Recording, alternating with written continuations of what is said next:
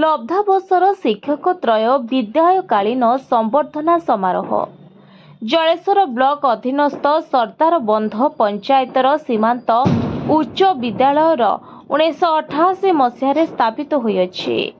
एही विद्यालयरू अनेक छात्र छात्री अध्ययन करी विभिन्न पद पदवी रे कार्यरत रही सुनाम अर्जन करिसंती।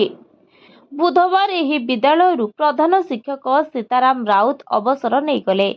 एहासह पुरातन छात्र संसदर सभ्य तथा सभ्या मानक द्वारा एक विदायकालीन संबर्धना समारोह कार्यक्रम रखा जायतिला। पूर्वरु अवसर नैथिबा भास्कर चंद्र घड़े एवं दिलीप कुमार घड़े को मध्य विदायकालीन संबर्धना दिया जायतिला।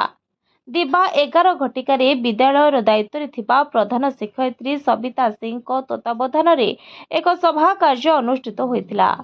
सभार सभापतित्व विद्यालयर कार्यकारी कमिटीर सभापति दिलीप कुमार सामल करिथिबा बेले मंच आह्वान पुरातन छात्र संसदर छात्र हरेंद्र महांत करिबा सह अतिथिको परिचय प्रदान करिथिले। मुख्य अतिथि पूर्वतन सहकारी शिक्षक तथा राज्य सभापति ओस्टर श्रीजुक्त अक्षय कुमार मिश्र, मुख्य वक्ता भावे जिला सभापति ओस्टार श्रीजुक्त मनोरंजन दास, सम्मानित अतिथि भितर विद्यालयर पूर्वतन प्रधान शिक्षक श्रीजुक्त सनत कुमार महंत, गणेश्वर सोरेन, ब्लॉक सभापति प्राथमिक शिक्षक संघ जलेश्वर प्रदीप कुमार जेना उपस्थित होई अवसरकालीन विभिन्न भावप्रवणतार अभिभाषण रखिथिले।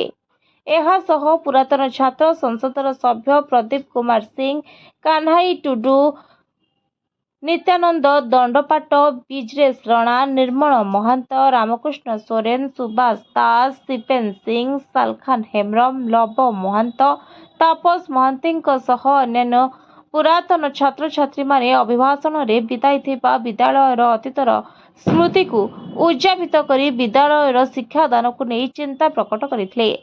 वर्तमान यह विद्यालय नवम और दशम श्रेणी में सर्वमोट 55 जन छात्र छात्री सह 2 जन शिक्षक अछंती। तेज छात्र छात्री पाठपढ़ार व्याघात हेबाकु नहीं उद्वेग प्रकाश सह शिक्षक नियुक्ति किपरि हेबो हॉस्टल सुविधा सुजोग करी अधिक छात्र छात्री विद्यालय किपरि सामिल कराजिबो प्रस्ताव रखिथिले। समस्त अतिथि पुष्पगुच्छ सह उत्तरी दे सम्मानित करा जायतिला। अवसर और बदली हो जाइथिबा 6 जन शिक्षकों को शिक्षक श्री सम्मान, संबर्धना कैबल्य और संबर्धना कस्तुभ भली मानपत्र और टसर साल अर्पण करा जायतिला। सभा शेष विद्यालयर सह शिक्षक विनय नायक धन्यवाद अर्पण करथिले।